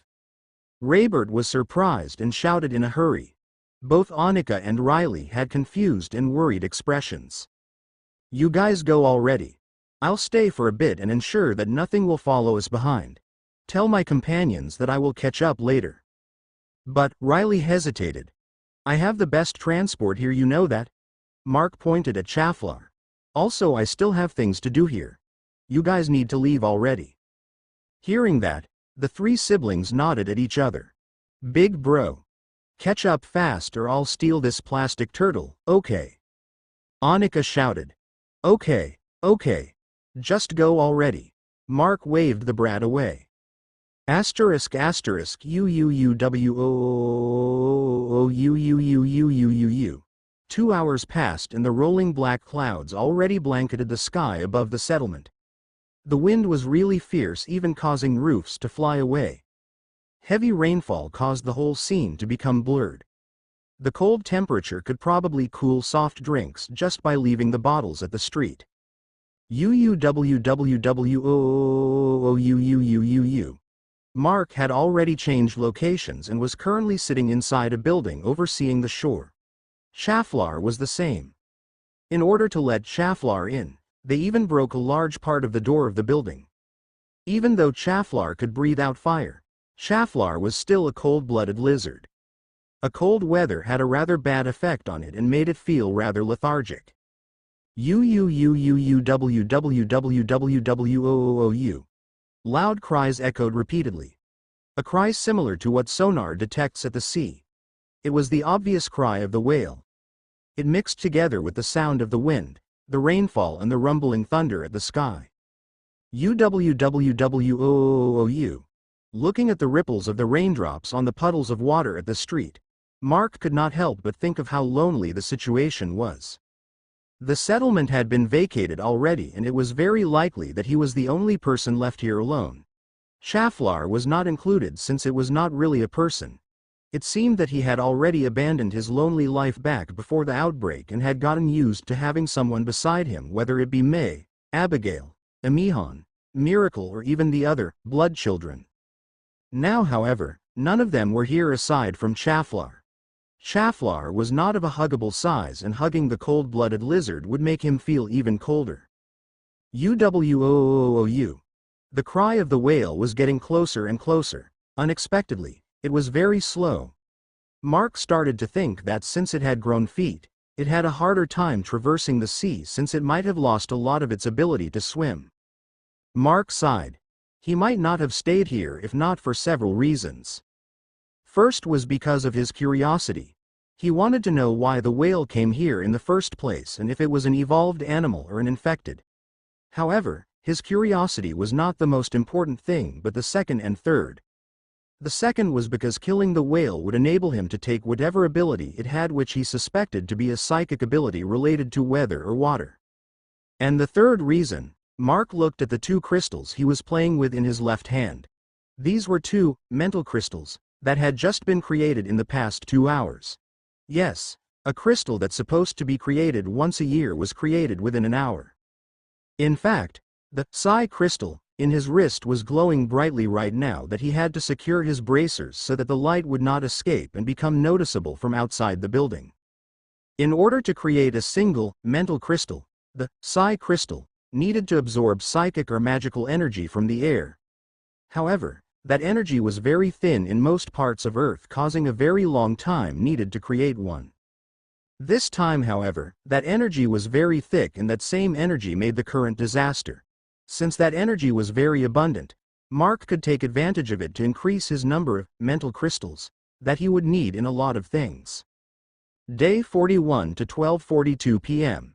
General Luna Street, Barangay Dinahican, Infanta, Quezon. At the only road that connected the eastern part of Infanta, Quezon not only to the rest of the municipality but to the rest of Luzon. More than 3,000 people filled the streets under the stormy weather. Of course it was not a festival but the people of Eastport settlement that left the settlement to evacuate.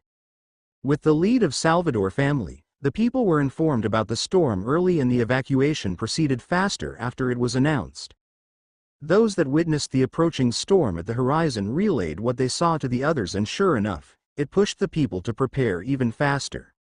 Although there were those that had conflicted thoughts on leaving the confines of the settlement, they still went with the evacuation since they had not survived the apocalypse this long to die because of a strange storm.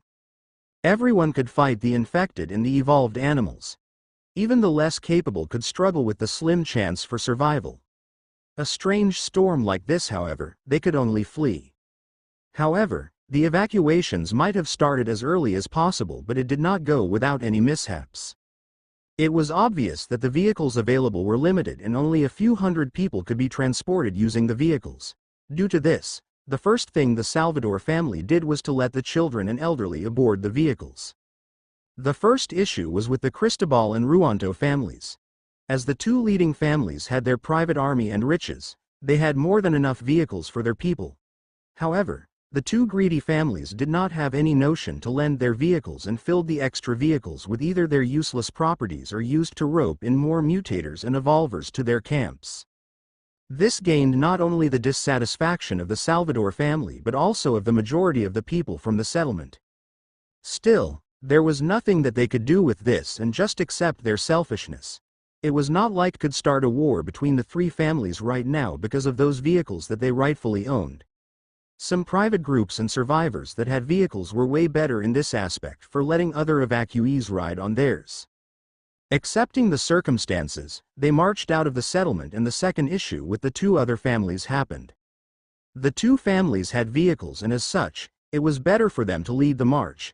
It was not expected for these greedy people to help protect the others but at least accompany the people but instead, the two families drove off on their own leaving solely the Salvador family and the rest of mutators and evolvers to protect the people during the evacuation. With the lack of capable people, even the non-combatants expected that they would need to fight this time for survival. Fight what? Unfortunately, the only evolved animals Mark dealt with were the ones coming from the east and the south of the settlement. Although not as many due to the large islands off the coast directly at the east of Infanta like Palillo Island, it was still many, since General Luna Street was just about 500 meters away from the northern and northeastern coasts. The whole evacuation was met with dangers encountering not only the local animals from the forest but also these sea creatures. It looked like that the large number of people marching the street did not deter these animals from the march but saw them as a large group of food instead. Furthermore, even though they left the settlement as early as possible, they were still caught by the rain and winds of the storm. It seemed that the storm moved faster than their speed. Not only that it decreased the fighting efficiency of the people and lowered their morale but also made the rampaging sea creatures even further. There is no end to this. Alana grumbled as she punched a dog-sized beach flea that was hopping around. She managed to hit it but the exoskeleton of the beach flea was rather hard and it managed to survive the heavy hit and was only pushed away. Enraged, it charged toward Alana once more. As she felt how hard the body of her opponent was, Alana grabbed the protruding part of her left gauntlet and pulled it back revealing some springs and pistons on her gauntlet. She then rotated the strange thick disc on the wrist of the gauntlet and locked it on the part that was colored gray with a click. Immediately finding the right timing, Alana punched once more and the front of her fist landed squarely on the body of the beach flea once more. With the front of her 4 fingers landing on the body, the 4 buttons on each finger clicked and the protrusion she pulled back was fired forward. The protrusion hit the thick disc hard causing her arm to tremble and 4 green, finger-sized short, pointed stakes was shot forward from the disc and retracted back afterwards. The stakes drilled 4 holes on the exoskeleton of the beach flea and the oversized insect trembled before it fell down on the ground while its wounds overflowed with sizzling sound due to poison. Colleen on the other hand used her strange-shaped dagger and fought off other animals and insects coming towards the vehicle that they were riding on while Amihan assisted the two using the attack Mark had taught her in a few days. With the wave of her hands,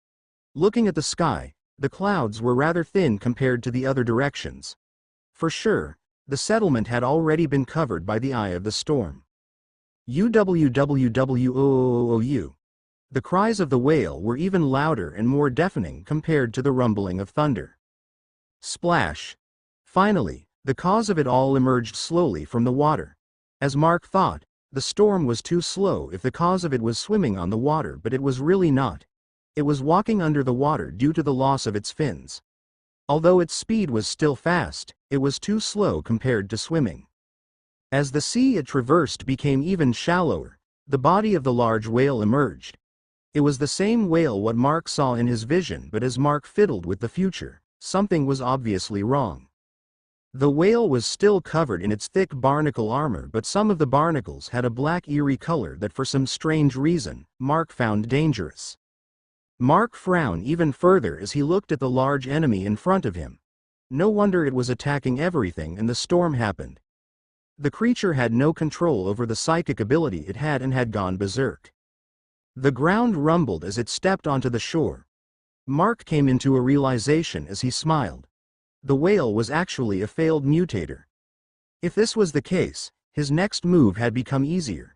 His eyes started to release its red glow. Chaflar, let's go. Time to lead it away. RRRAR. A mutator and a dragon burst out of the crumbling building and flew away as the man riding the flying lizard released a thick energy enthusing the enemy. Finding its target, the whale that had become more skilled in running than swimming chased after with speed faster than before. Day 41 to 3 p.m. Barangay Dinahican, Infanta, Quezon. Mark rode on the back of Chaflar as he commanded it to fly up to the sky. The two flew high up, but not too high that they would end up being struck by a random lightning strike. It was just enough to oversee the situation below while the whale with 4 limbs chased behind them like a mad creature. As they flew, Mark watched the whale from behind and observed it. The whale was really covered with barnacles of different sizes all over its body, even its underbelly and the insides of its mouth. Even though most whales were not known to chew their food, being swallowed by this guy would surely tear anyone apart. All of its feet looked similar to a frog's but without webs, and the limbs were shaped like an axolotl, a member of the tiger salamander family. The way it moved its body made it look like a tadpole with limbs that had yet to lose its tail, while the way it ran was similar to a certain cat bus in a popular anime movie. Everything crumbled in the face of the whale. Without minding anything, it tore through everything in its path as it chased after Mark and Chaflar. As Mark thought, the whale was the very center of the storm. The eye of the storm moved at the same phase as the whale, and the storm also changed its direction. Mark made Chaflar control its flying speed, or else it would be no sweat for Chaflar to lose the whale. The current goal was to make it chase after them, and Mark kept Chaflar from flying through the eye wall. Flying like this, Mark could clearly see the difference in the situation between the eye of the storm, where it was calmer, and outside the eye wall, where the strongest winds and rain was located. To say, the storm was really a small one, as it was not a naturally occurring one. Normal tropical cyclones could have a span of 100 to 2,000 kilometers, and its eye could have a 30 to 65 kilometer diameter. The storm caused by the whale, however, did not even manage to cover the whole Quezon province and was just roughly 50 to 60 kilometer span. As for the eye, it was just between 10 to 13 kilometers in diameter. Small as it may be, what it packed was its wind strength, rainfall count, and its speed, as it moved at the same speed that the whale that was at the center of it. The most unfortunate thing was that since the whale was the very center of the storm, it could stay in one place in an indefinite amount of time, and the storm would cause way more damage in the affected areas than what a normal storm could do. As Mark and Chaflar led the whale away to the north, they eventually reached the northern shore. Mark saw a lot of dead bodies, both humans and animals, along the way, which made him sure that the evacuation experienced quite an amount of struggles. Mark was sure that his group was fine though. After all, not only that they were capable themselves, but they had his strongest trump card with them. If things were pushed to a shove, that trump card would surely make the move. Since time had already passed, the evacuation should have reached the rendezvous point with the military already, or worst, they were already close. It was unless they were caught up in something that it was hard to escape. Mark and Chaflar continued to fly off to the sea towards the Palillo Strait and turned northwest following the shallow part of the sea north of Infanta. He was sure that the brunt of the storm would surely reach the people that evacuated along with the people from the military, but they should be able to endure it. The most dangerous thing about the storm was the flood and storm surge after all. They should be able to overcome some heavy rainfall and strong winds. With the whale on their tail, Mark and Chaflar continued to fly northwest. Their target destination and the place to fight the whale was the Death Valley Settlement. Day 41 to 3:42 p.m. Barangay Poblacion 38, Infanta, Quezon. Unknown to Mark that was leading the whale at the north, the evacuation march of the people from the East Port Settlement came to a roadblock. They entered the central conjoined area of several barangays in Infanta and were the most populated area in Infanta. This was also the place where Mark and his group spent time testing things before they arrived at the East Port Settlement last night. Along the way to this place, the encounter with both the infected and evolved sea creatures caused a lot of casualties to their ranks. More than 200 people died in the estimated count, and most of them were normal people who joined the fight to at least defend their loved ones. Even with the loss of these people, there were still a lot of them, and they were all ready to deal with the infected once they entered the most urban town in Infanta. However, they were not blocked by the infected. In fact, they barely encountered them. Instead, they were blocked by ranks of hundreds of people armed with guns. The new assailants wore dangerously looking expressions of their faces as they watched the evacuees like prey than being people. Among the ranks of the new enemies were the men of the Ruanto family. "Jacob, what is the meaning of this?" Darren shouted after he came out of his vehicle, not minding the rain that immediately soaked him wet. Jacob, that stood under the cover of a roof of a certain commercial building, only sneered at Darren's inquiry. Darren, do you really have to ask? I know that you recognize these men. You damn devil. You allied yourself with the Death Valley. At Darren's words, Jacob clapped his hands. Correct. We've been allied for quite a while now. They really liked my presence after all. Hearing that, Darren's eyes glinted. Presents, it might sound innocent, but if the Death Valley was mentioned, those presents could only mean people. That was right. It seemed that the Ruanto family had been sending the Death Valley some of the people from the East Port Settlement as slaves to be traded. There had been reports that people, mostly good-looking women, were missing inside the settlement. However, the investigation Darren led personally found no leads about what happened. The culprit was too slippery for them. Who knew that it was actually the Ruanto family that stooped too low and allied themselves with the criminals? It seemed that the words saying that politicians and criminals go side by side were not all false.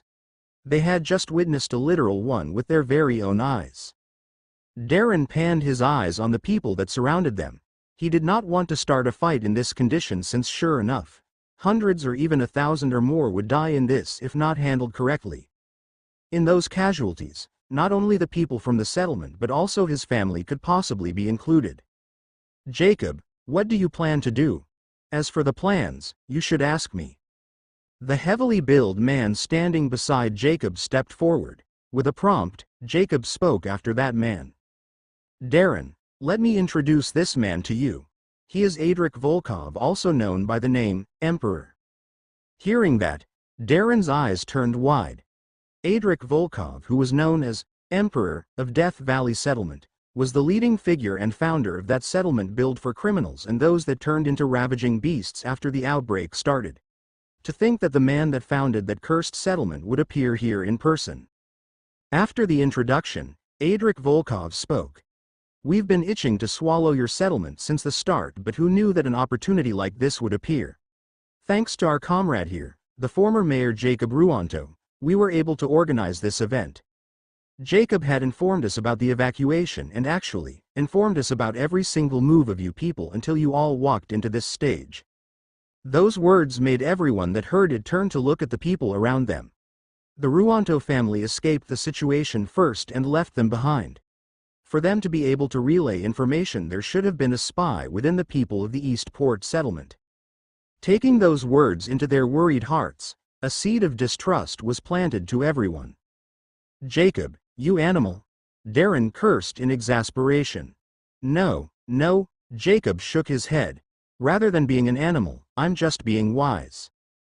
Jacob then panned his eyes to the people in front of him before turning back to Darren. Darren. You know what? You have been a thorn in my throat since the start. Your business had been flourishing, but you are not accepting any investments and distribute shares to others. You've been flourishing, and even after the outbreak, the good things appeared in your family. However, Jacob sneered. You severely lack ambition. If you allied with me before and accepted my offer, your family business should already have dominated the market in a large part of the country. You gain profit, I gain profit. It's a win-win situation for us. However, you being an honest hypocrite declined my offer and continued with the same routine. If you accepted that offer, I might have already said goodbye to being just a mayor of the boonies but moved to a higher position already. I just lacked funds I say. Darren frowned. It's my family business, and what does it have to do anything with you and your twisted mind? You crazy ass bastard. Well, it might have been that way before, but now, hey. Jacob sneered with a twisted expression. That time, Adric spoke.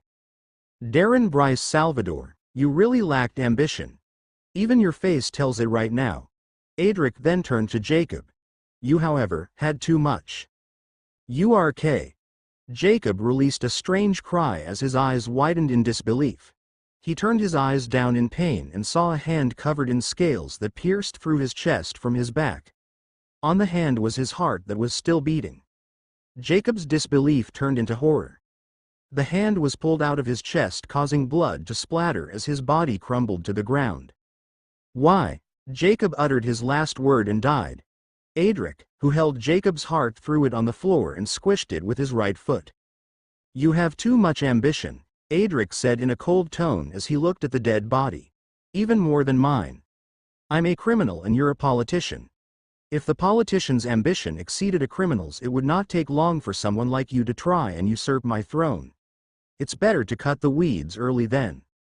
Adric raised his hands and his hundreds of armed men aimed at the people from the Eastport settlement.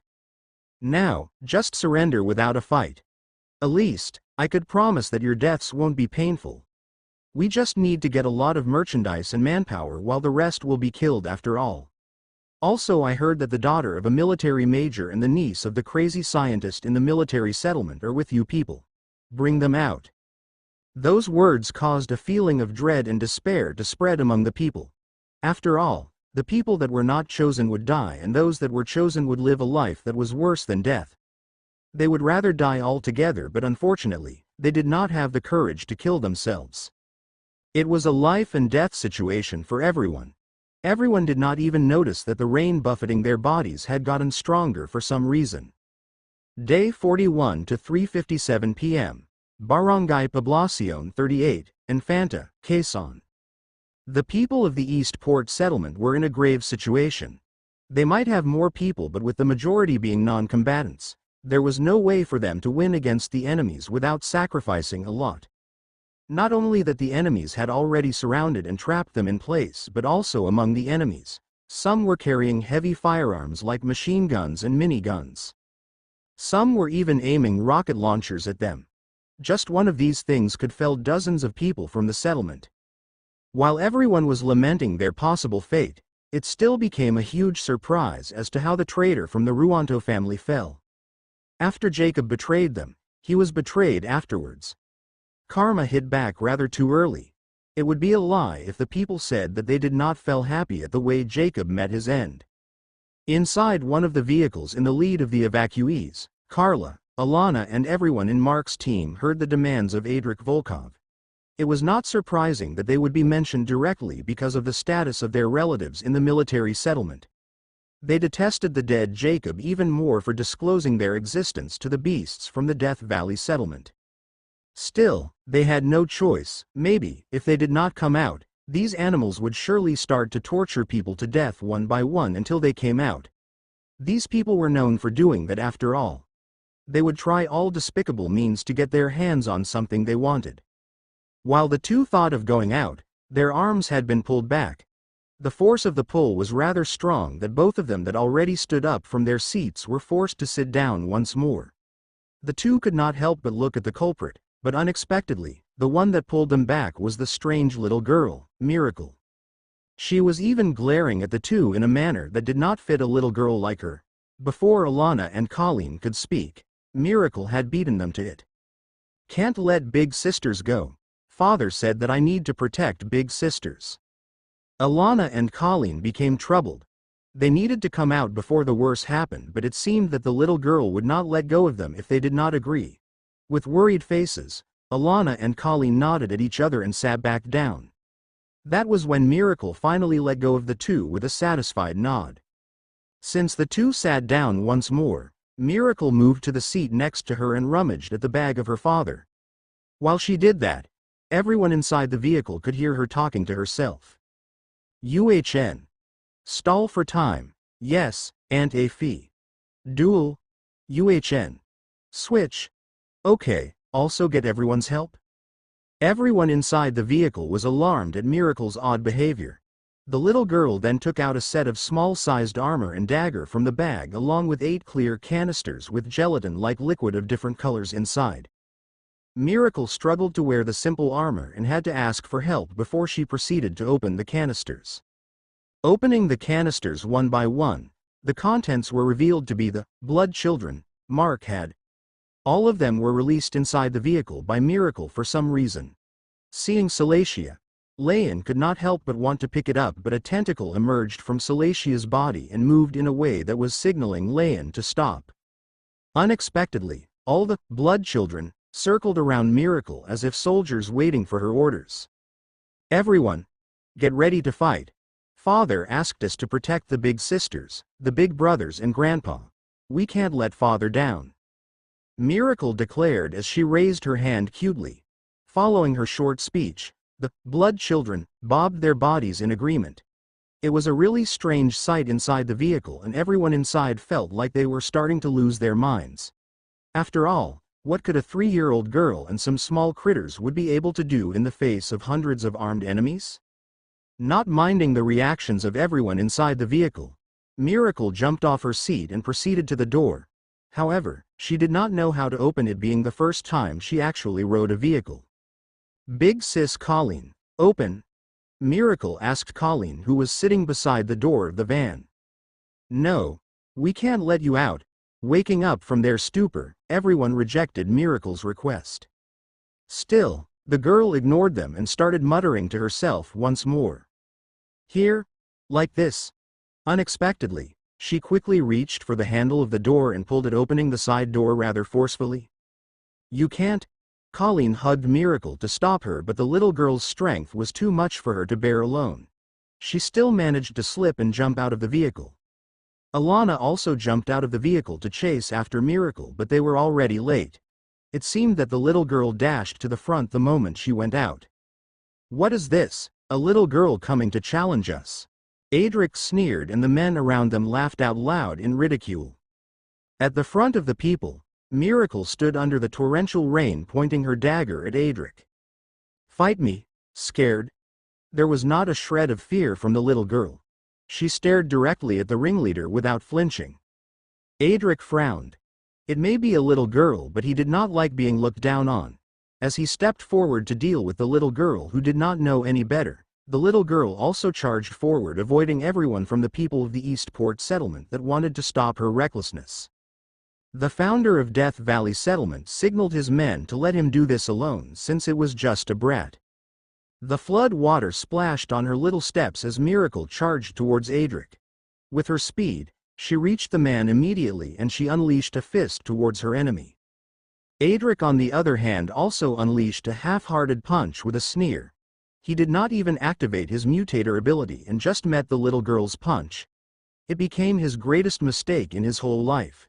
He underestimated the girl's prowess too much. The two punches met each other under the eyes of the observers. The evacuees could not help but turn their eyes away, not wanting to see the girl's fate, while the men from Death Valley sneered. Crack. Gaw. A sound of bones breaking sounded along with the sound of the rain. If was followed by a scream of pain. However, it was not a girl's voice but a man's. When everyone who turned their eyes away looked back, their eyes widened to see that the right hand to the wrist of Adric looked twisted and was dangling in an odd angle. The heavily built man stepped back as he panicked. Receiving such heavy injury from a little girl was a total shock to him. Not only him but everyone was shocked. Not contented with her attack, Miracle charged once more at the disoriented Adric to unleash a stab from her dagger. Knowing the predicament that their leader was into, some of the men nearby stepped in to join the fray. However, the little girl immediately switched target to the nearest enemy in an unexpected manner. The first person to help their leader fell down with a bloody slit on his throat.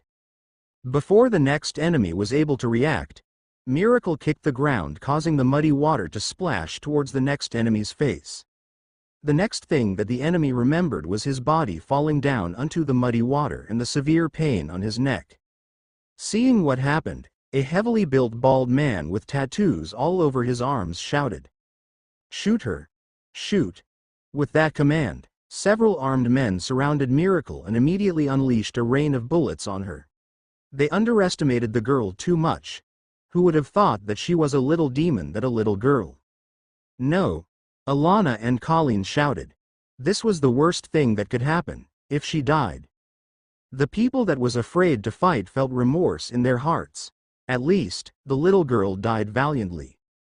With emptied magazines, the men surrounding Miracle stopped shooting. However, they were all shocked. The little girl's body was filled holes and the shape of her body had been disfigured due to the barrage of bullets. Yet, she was still standing. She was even moving. The horrifying scene immediately made the men that surrounded her step back in horror. Ha ha. A creepy laugh from the girl was heard as her disfigured body twitched. Then, her body burst into streaks and streaks of flesh tentacles. All the men that surrounded her along with the men a dozen meters away were all drilled with bloody holes on their bodies. The tentacles started pulsating and the bodies started to dry up like mummies. Adric was lucky as the bald man managed to get him away, or else, he would also be included among those men that dried up just now. AAHHH, GGAAHHH, AARG. Several screams then echoed from different directions. The men from Death Valley fell one by one with different injuries in their bodies. Near their bodies, slime could be seen bobbing about. While Miracle was fighting and took the attention of everyone, the blood children slipped out towards different directions. With the help of the flowing rainwater on the street, it became easier for them to scatter about. They slowly made their ways behind the enemies and started to kill them by piercing their bodies with tentacles that had tips made of blood metal. The men from Death Valley panicked at the sudden situation and shot the assailants. However, as their bodies were liquid and did not have a permanent figure, the bullets drilled through their bodies but did not damage them in the least. The blood children continued their rampage, causing the enemies to fall into disarray. Miracle started to run around in her disgusting form and attacking any nearby enemy. The poor enemies that she caught with her speed turned into dried corpses in a short period of time. Little miss. Everything is ready. The voice Miracle had been waiting for echoed inside her head. UHN. Miracle's childish voice was heard by those near her. It was then followed by more blood-curdling screams. Furthermore, this time, the number was rather alarming. Ah! Infected. Too many infected. A scream filled with horror came from one of the evacuees that witnessed what was happening. While the criminals surrounded their victims, they were unknowingly surrounded by the infected. Furthermore, the infected were led by several leader types, which made their attacks more coordinated and ferocious. What the F***ck is happening? Adric endured the pain on his arm and cursed as he saw the current situation. Attack! Attack! This was a good opportunity to fight back. Darren immediately issued his orders to counter-attack. The gunfight under the rain immediately started and the enemies immediately fell into disadvantage. They were being besieged by 4 forces after all. Retreat! Retreat! It might be a disgrace, but Adric could only issue the command to retreat. This was very hateful. Who would think that he would get done in by a little girl? Not to mention those slimes that should be weak creatures and appeared out of nowhere in a stance that was helping the people from Eastport settlement. As for the infected, they did not think too much. Since they surrounded the evacuees, it was easier for the infected to stab them on their backs. With the order to flee, Adric made their way towards their vehicles parked just at the other side of the street. RRNNNNGGGGG. It was then that the radio Adric had rang. The sudden contact made Adric feel even worse. Emperor. The moment Adric opened the communication line, a panicked voice greeted him. Why did you contact? We are in the middle of something right now. Emperor. This is an emergency. A gigantic whale with feet is rampaging at our settlement. A lot of buildings are destroyed and many of our people died already. Adric's eyes grew wide in shock and he even forgot the pain in his arm.